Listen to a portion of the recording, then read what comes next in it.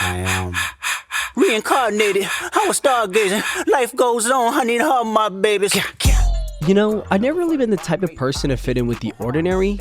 I've always felt like there's something different about me, but what I think I've forgotten to remember is that everyone's different, and that it really only just takes one person who can understand and appreciate the differences in you to truly bring out what you're capable of. It's what I like to call a dynamic duo. This is what you could expect from all the duos out there, with perfect synergy and teamwork that sometimes works so well, it can almost feel like the stars have aligned. But there are a few different types of dynamics that I find really interesting though. So, what better way to start than with the two that are always ready to hunt?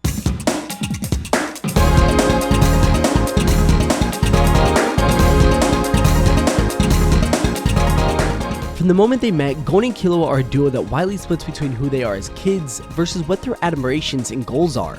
We'll refer to this as characters with the same energy but with different motivations. These two hunters are what fit the anatomy of what Shonen Jump is all about, and fit the archetype of what most other protagonists in the magazine follow. They both have this thrill for adventure and have the spirit to take on any risk that comes their way, and it's with no doubt that their determination to achieve their goals is equally unyielding, even while they may have different outcomes.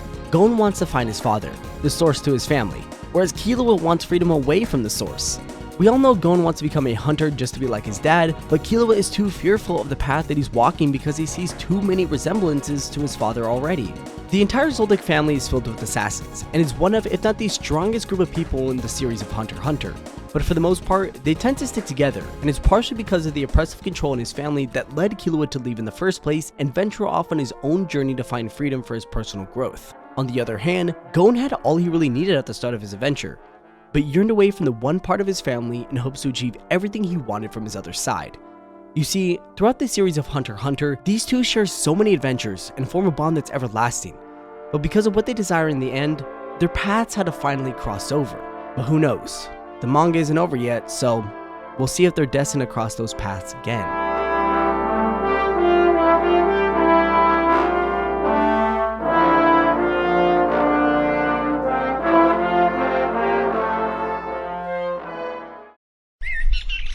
I'd like to think that adventures are truly what bring out the best in a dynamic, and one of the only ways I think you can express that is with two that are always on that type of timing.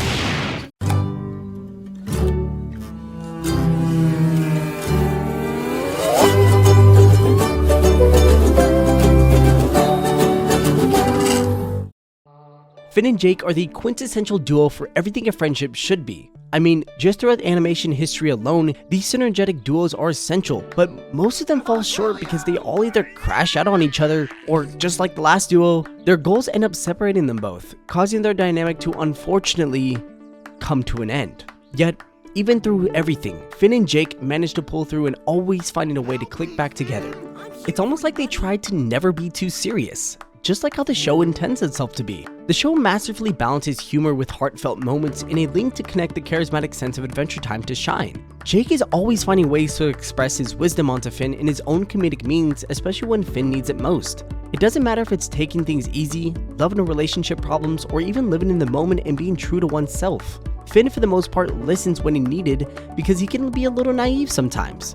But it shows that they're not just best friends, but they're really just brothers, which strengthens their connection and adds another level of emotional depth within their interactions.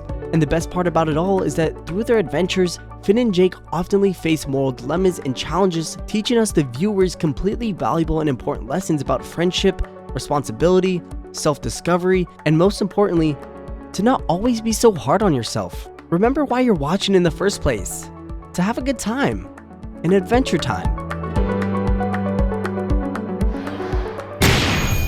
Just a bit ago, I mentioned that there are two different types of duos that make a great dynamic. The first being with the characters we just talked about, the characters with the same energy but ultimately different end goals.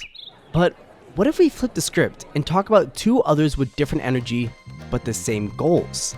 Get on the court because we're diving into Hinata and Kageyama from volleyball's greatest, Haikyuu.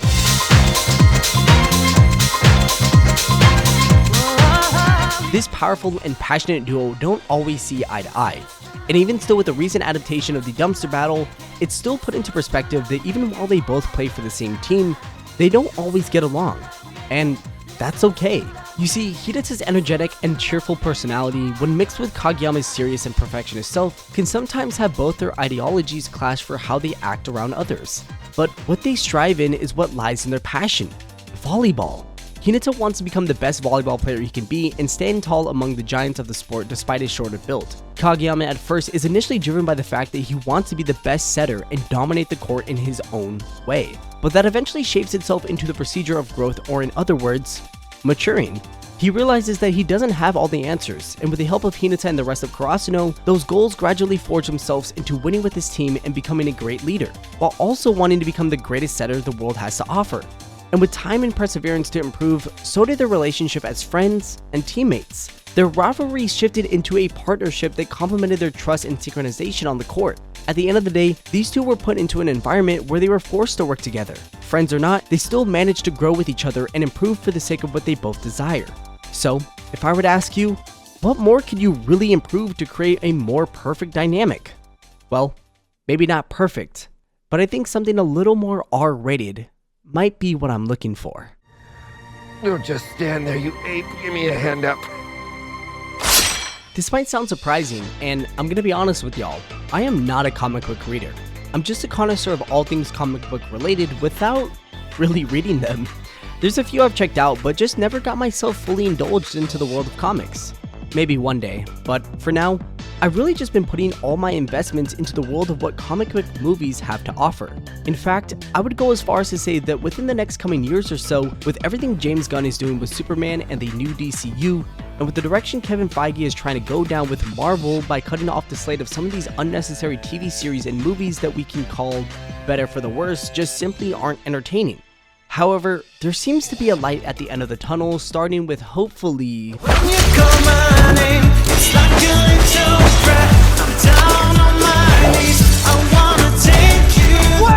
Deadpool Wolverine is a film that has been so highly anticipated, and depending on when this video comes out, we might have the answer to whether or not this film is going to be the start of the turnaround for what's in store for the MCU. But why is that?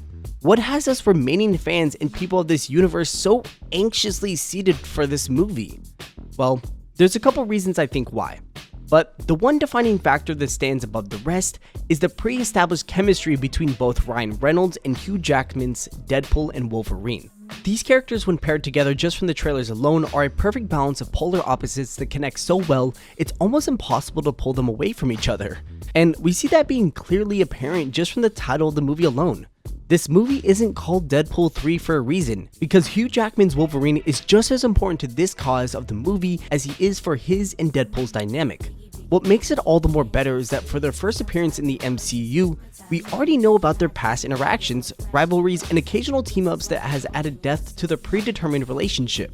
And because both of them have a healing factor, make them quite literally indestructible, this trait between the two leads to all these barbaric and over-the-top action sequences that are shown from a serious tone to flipping the script and suddenly giving the audience something to laugh about with a comedic touch to finalize the scene. There's an unmatched chemistry between these two because they are like yin and yang alike. Everything between their opposing banter, fighting styles, costumes, and personality. They truly set the tone for what's to be expected coming out of a perfect dynamic duo. Although, duos aren't always the final piece to what can really make a great team. Sometimes adding one or more people to that dynamic might just be what's needed to elevate the synergy for a team that may shine better in the spotlight of what I like to call a trinity. At the best of times, there's nothing like the shoes on your feet, the tails that take flight, and the knuckles that leave a mark when the primary colors are on the corner of your screen when Team Sonic takes the leap.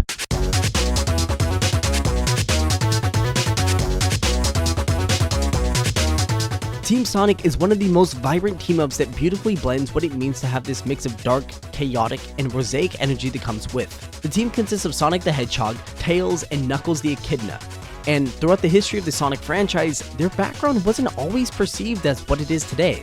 But that's okay, because their dynamic as a trio is really like no other. Each of them hold their respective position as characters that are iconic and can stand alone on their own 2 feet, and are all unique in their own ways. The leader and speedster of the group Sonic, the one in blue, is probably the first time I've ever seen a main character that's not dressed in red front and center of the stage. Have you guys ever noticed that? Just me? Really? Okay, whatever. Anyways, Sonic is the one to get shit done, and does it in a way that acts on impulsive decisions. Not sure if it's just because he's always on the move, but he does it in the most confident and courageous ways like most MCs should do. We all know Sonic for having this super laid back type of personality that comes with his character, but on the deeper end of things, it's because of most of his characteristic traits he has, you don't really get to see a whole lot of his extensive care and responsibility he holds for the love and safekeeping of his team and the friends around him, which gives me all the reason why Sonic is the perfect leader fit for this team. As for Tails, he's the brains and mechanic of the group, the one to connect both opposing ends of his team together to link the fundamentals of their abilities to the fullest. He's shy but incredibly humble with what he's capable of in his kit and helps the team with innovative solutions and strategies. And of course, he oftenly builds devices that aid in whatever their missions may be and provides the information needed to get them out of the most tricky of situations. Even with all the gadgets and vehicles he can build, he still has the ability to fly with not one but two twin tails that offer aerial support and reconnaissance for the team when it's most needed. And finally, the muscle and guardian of the synergized trio, Knuckles. While he might not be the brightest of the bunch, he definitely knows when to pack a punch, and with his strong, determined, and somewhat stubborn personality, it all makes sense when you know it's his duty as the guardian of the Master Emerald to protect and keep it safe. So, he takes his job pretty seriously and values it as a badge of honor to his integrity. He's with no doubt the powerhouse of the trio with the added abilities to also glide and climb walls, which does add another layer of versatility to the team. But also similar to Sonic, but from his own outlook, Knuckles does care and respects his team on a mutual level just like the rest of them do, but shows it through his own way of expressing emotions. This dynamic between the three works so well because they complement off each other so perfectly.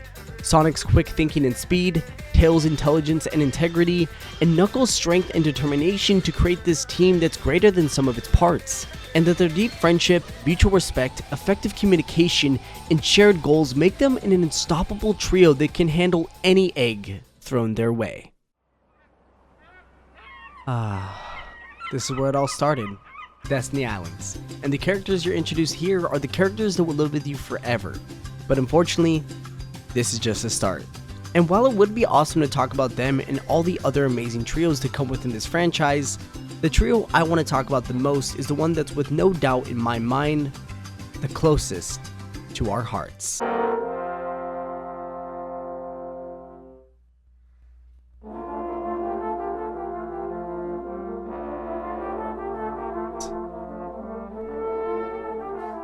Sora the Keyblade Wielder, Donald the Royal Magician, and Goofy the Royal Knight make up the, well actually, surprisingly, they don't have a name for their team, despite being the trio that's together the longest in the franchise. But just for the sake of the video, we're gonna refer to them as the Disney Trio. And look, I know that's already reserved for Mickey and the gang, but just roll with it. Sora is the key to the team, like literally, he's the one to open up the hearts of others with his blade. And Donald and Goofy are like the pillars in assisting him throughout his journey across all the worlds that reside within their known universe. The blade, the shield, and the wand are the three options that are given at the start to determine what you pick to focus on, but also what you pick to sacrifice. They don't really matter a whole lot just because what truly is important is the utilization of the team around you. So in short, regardless of what you pick, the fate for what the game has in store for you will always find a way to balance out.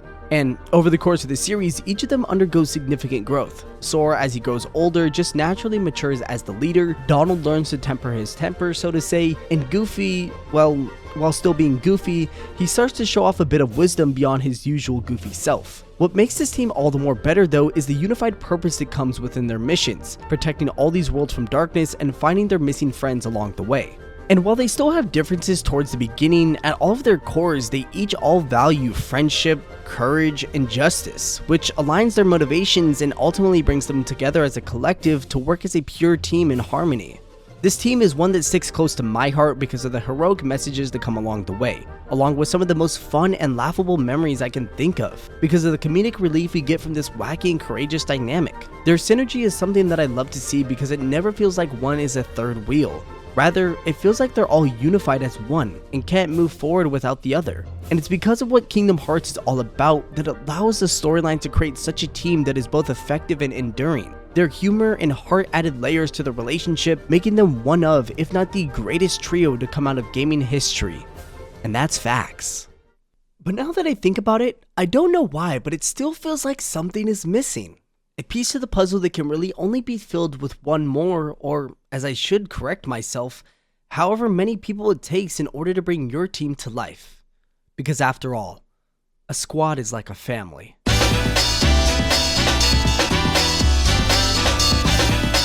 Wait. In a world where heroes have become realistic, untouchable, and corrupt, this earth is pretty much fucked from anyone with a short temper, drug addiction, or sexual fantasies that are far beyond my freak. It's honestly just a nightmare thinking about it. Sometimes I gotta pause throughout the show and get up and say, what the fuck?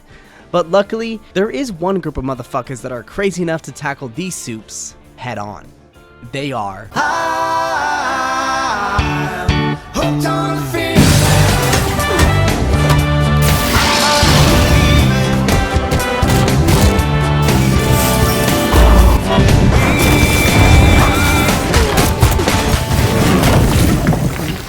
The boys are a group of some sick, nasty individuals with some of the most traumatic backstories, motivations, and skills that bring them all together with one common goal in mind: to utterly dismantle and expose this facade of what their world of heroism actually is versus what heroism is supposed to be.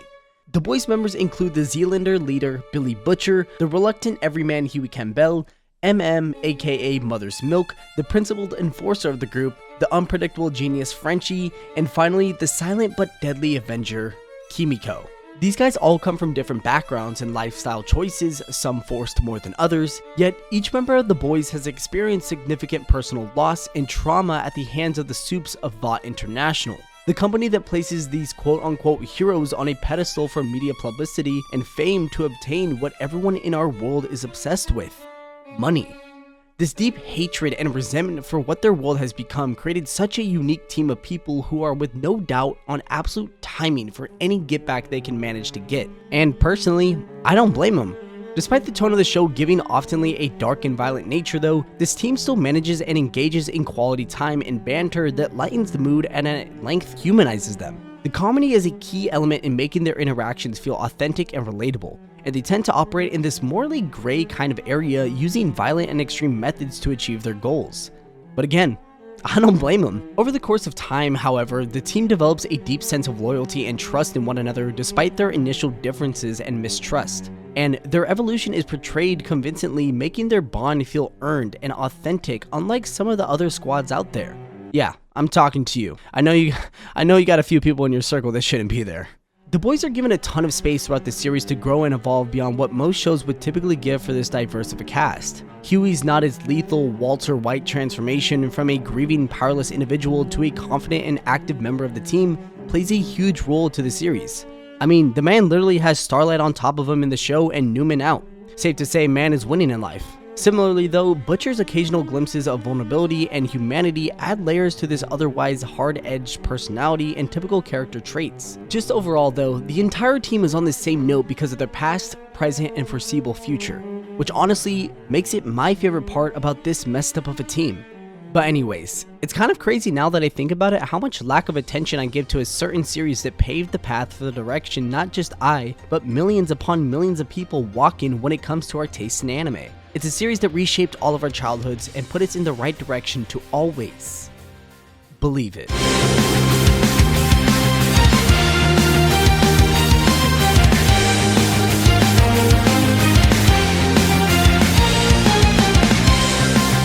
Throughout the course of the entire franchise of Naruto, there are a plethora of teams that run their course of time across the board. But there's one team in particular that to me speaks so clearly for the short amount of time they're together as this group.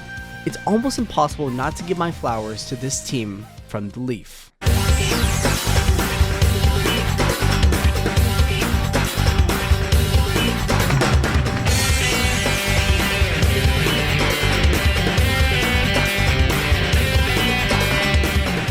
The Sasuke Retrieval Team. It's a squad composed of Naruto Uzumaki, Shikamaru Nara, Neji Hyuga, Kiba Inuzuka, Choji Akamichi, and last but not least, Rock Lee. This team was assembled like the Avengers in hopes to retrieve Sasuke, who had previously just defected from Konoha in search of greater power for his personal vendetta against his older brother Itachi. The team was quickly put together by Shikamaru Nara with the recommendation of adding Naruto by Tsunade, the 5th Hokage of capable and determined Geni, led by only intelligent yet lazy Shikamaru. The team core's value is to pursue and retrieve Sasuke before he could fully escape and potentially be lost to the village forever. The entire team places immense trust in Naruto to be the one who can reach Sasuke. Rock Lee and particularly Neji realize that if anyone can save Sasuke, it's gotta be Naruto. Consequently though, they are risking their lives not just for Sasuke, but for Naruto as well. This is what makes the first meeting with Sasuke at the Valley of the End so hard for Naruto to accept, because given Sasuke's attitude, it seems like everyone's sacrifices were in vain. And that's also why this mission was beyond urgent, not only for the sake of losing Sasuke, but rather in fear of preventing Orochimaru from gaining a powerful new accomplice. The squad complements each other so well because each dividing member has a unique kit and personality to each of them, making them all stand out on their own. And each member of the team shares a deep sense of trust and camaraderie for each individual member. For sure, some more than others, but their shared experiences as ninjas of the Leaf allows them to work together so seamlessly, relying on each other's strengths and watching the back of each other's own weaknesses. They support each other emotionally, which is crucial during most of these high-stress expeditions. Shikamaru's calm demeanor being able to keep the team composed, Naruto's optimism shifts and boosts the morale with perseverance, shouting to the whole team's battle cry. It's also important to note that with their personal motivations involved, it also pushes someone like Choji's loyalty forward to his friends for that desire to prove his worth, and Neji's growth from a fatalist to someone who can now genuinely believe in changing his destiny. Well, for the most part, I guess. All the more, their diverse fighting styles through the power system of Naruto's series, having someone like Kiba's Fang over Fang and Rock Lee's Taijutsu, ensures that they have relentless close combat specialists on the team. Overall though, this team's dynamic, marked by their willingness to push their limits and make personal sacrifices for the greater good of their friends around and far at search actually, sets them apart as one of the most compelling and memorable teams, and personally, my favorite to come out of the franchise of Naruto. While we're on the topic of things that set a direction for my earlier years in life, just like Naruto, there is one squad that I almost feel obligated to mention because of just the amount of impact that this gaming franchise had on me as a youngster.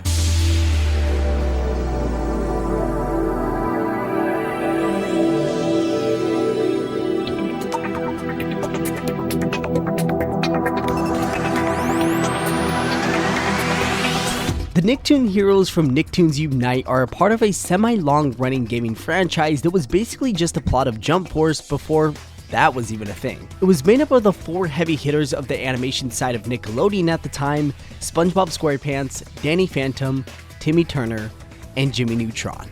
These guys were my everything as a kid, and booting up my GameCube as a child and getting immersed into all my favorite shows and worlds, but all in one video game. These boys, just like the rest of the characters in this video, are significantly all iconic on their own lonesome, but when brought together, it brings a dynamic to screen that you would really only think could happen in some sort of fan fiction. It has the nostalgic appeal of the characters, which also resonates with the fans who grew up watching the shows, and it's just amazing to see these characters interact with each other because even while they all give off a completely different vibe, they still manage to find a way to build and form connections throughout their journey of trying to thwart the evil plans of the Syndicate. A group of villains from each of the respective characters' universes, and that's just within the first game alone. Throughout the franchise of the four mainline games, Unite, Volcano Island, Attack of the Toybots, and Globs of Doom, we'll get introduced to a whole Avengers type of lineup of characters that will eventually take part in being playable.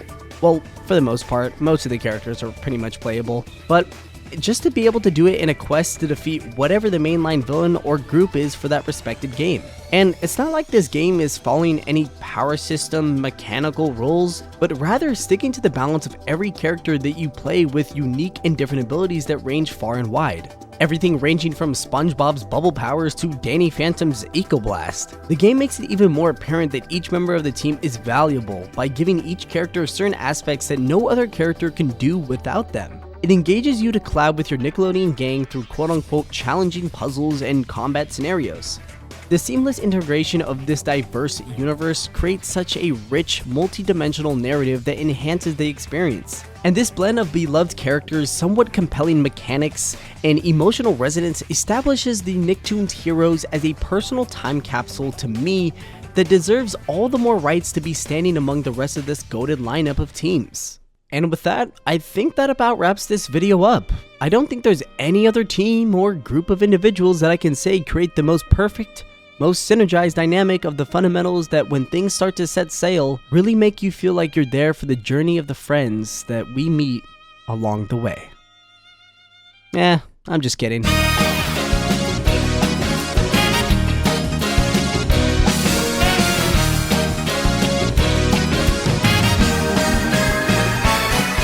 The Strawhat Pirates, led by their captain Monkey D. Luffy, are a group of dreamers with shared goals that have no limitation to what's capable of their imagination. The Straw Hats might not be a team that I can confidently say have the greatest team dynamic in fiction.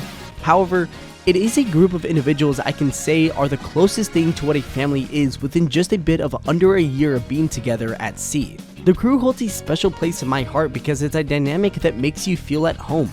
They make you feel like you're really there with them, and just for that alone, it's an achievement all on its own. Because there really is no other group of characters that I can say feels closer to family than what the Straw Hats bring to me. Granted, the time you spend with them is real. It's a commitment, and that's what family is at the end of the day. A commitment to never give up on those you care about. Each member of the crew has an extremely well-developed backstory, motivations, and personal growth arcs, and it just allows us, the viewer, to really find ways to connect with them on a profound level beyond their roles within what they are supposed to do on the crew. However, their roles on the crew definitely play into the factor of added diversity to the team. Luffy as the captain is the heart and driving force of the crew. Zoro, the swordsman and first mate, provides strength and a moral compass, embodying loyalty and dedication to his captain and crew, while also serving as one of the two wings to his captain. Nami, the navigator, ensures their safe travels through any body of water.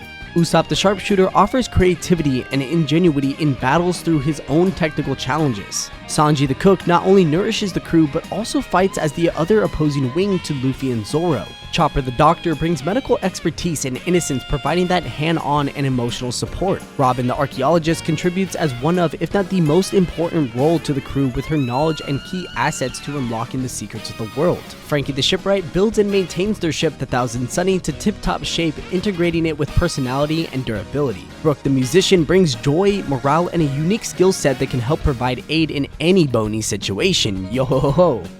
That was terrible. Never do that again. And finally, last but certainly not least, Jinbei, the helmsman. While he drives the boat, he offers strength, wisdom, and a calming presence that just makes you simply feel safe. There isn't a single member that feels left out because they all have something to bring to the table for their captain and ship. Each of them hold a specific connection towards Luffy that avowedly aligns with what their dreams are and what his dream may be. And their trust and reliability for each one another and the mutual respect gives off easy equality to each member. These elements create a dynamic that is not only effective in achieving their goals, but also make them relatable and beloved by the fans. The Straw Hat Pirates exemplify how a group of diverse individuals can come together to form such a cohesive, supportive, and powerful family-like unit. And with where we're at now in the anime and the manga, they are certainly more than ready of tackling on the One Piece. And you know, this life can be hard, but that's why we're not alone. Sometimes it just takes a good dynamic with someone or smooth synergy with a group of people to really bring out the best in you. Whether it's your best friend, a rival, partner, or even a group of strangers that'll eventually be your lifelong friends and family. There's something that everyone has to offer, and with good intentions of people, your path to where you want to be is only going to get closer upon the horizon. So what are you waiting for? Ready up!